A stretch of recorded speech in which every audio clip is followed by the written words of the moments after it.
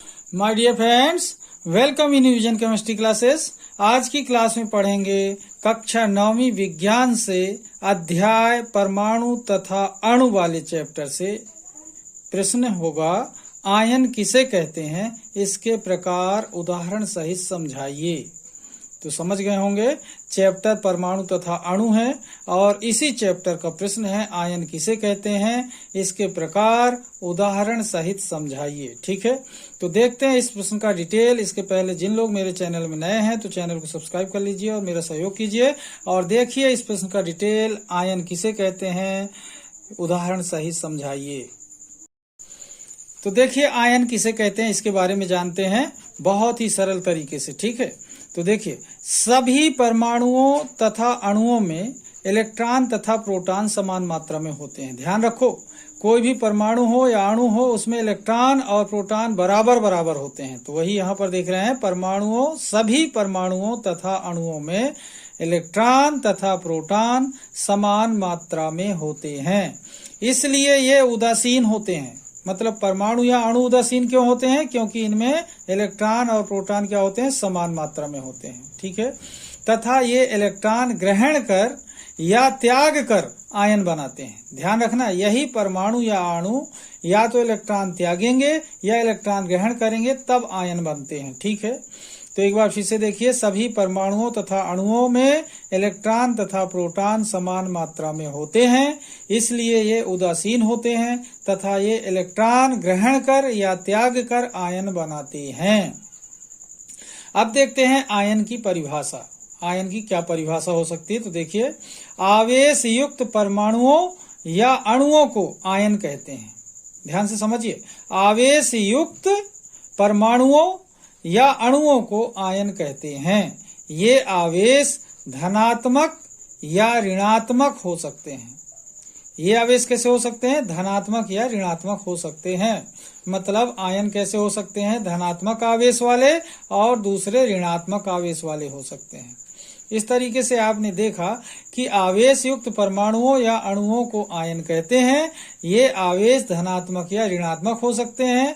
इसका मतलब ये हुआ कि आयन धनात्मक और ऋणात्मक दोनों हो सकते हैं। ठीक है, तो इस तरीके से देखा। पहले क्या देखा अपन ने कि परमाणु या अणु क्या होते हैं, समान इलेक्ट्रॉन और समान प्रोटॉन वाले होते हैं, इसलिए उदासीन होते हैं। यही इलेक्ट्रॉन त्याग कर या ग्रहण करके आयन बनाते हैं। परिभाषा देखा, आवेश युक्त परमाणुओं या अणुओं को आयन कहते हैं। ये आवेश धनात्मक या ऋणात्मक होते हैं। मतलब धनात्मक चार्ज वाले, धनात्मक आवेश वाले या ऋणात्मक आवेश वाले आयन हो सकते हैं। अब देखते हैं आयन के प्रकार। ओके, वीडियो में बने रहिए। तो देखिए यहाँ पर देख रहे हैं टाइप्स ऑफ आयंस, तो आयन के प्रकार। तो यहाँ पर देखें आयन दो प्रकार के होते हैं। पहला होता है धन आयन, जिसे कैट आयंस कहते हैं।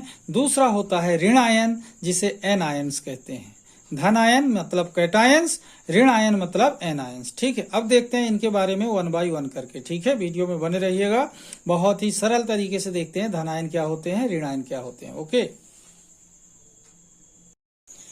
तो देखिए सबसे पहले देख रहे हैं धन आयन, जिसे कैट आयन कहते हैं। किसके बारे में देखेंगे, कैट आयन के बारे में, धन आयन के बारे में। तो देखिए परमाणुओं या अणुओं द्वारा इलेक्ट्रॉन त्यागने पर धन आयनों का निर्माण होता है।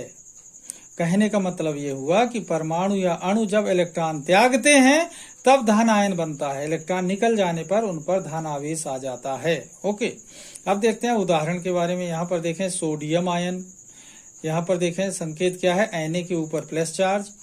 पोटेशियम आयन K के ऊपर plus charge. Calcium ion Ca संकेत होता है 2 प्लस चार्ज। एल्यूमिनियम Al संकेत होता है +3 चार्ज।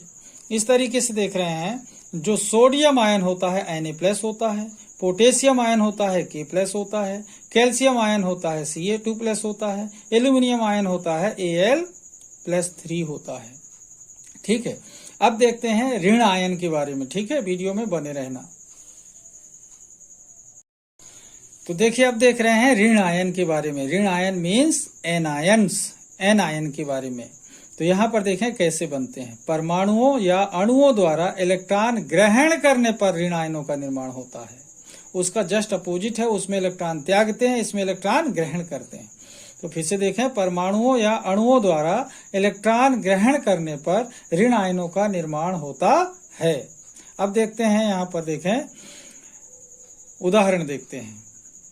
क्लोराइड आयन Cl के ऊपर minus charge, bromide ion Br के ऊपर minus charge, oxygen ion O के ऊपर -2 चार्ज, नाइट्रोजन आयन N के ऊपर -3 चार्ज। इस तरीके से देख रहे हैं, chloride ion Cl minus, bromide ion Br minus, oxygen ion O2 minus, nitrogen ion N-3।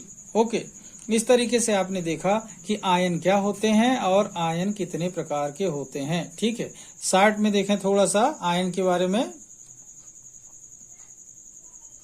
देखिए क्या होते हैं, आयन हिंदी में कहते हैं और यहाँ पर आयन्स देखें, आयन और आयन एक ही बात है हिंदी और इंग्लिश में। कितने प्रकार के हुए? 2 प्रकार के। धन आयन जिसे कैटायंस कहते हैं, सेकेंड होता है ऋण आयन जिसे एनायंस कहते हैं। धन आयन धनावेशित होते हैं, ऋण आयन ऋणावेशित होते हैं। इस तरीके से आयन देखा आपने 2 प्रकार के, धन आयन और ऋण आयन, धनात्मक आयन और ऋणात्मक आयन। धनात्मक आयन को कैटायंस कहते हैं, ऋणात्मक आयन को एनायंस कहते हैं। ओके, तो आज देखा आपने आयन किसे कहते हैं, ये कैसे बनते हैं, इनके प्रकार क्या हैं।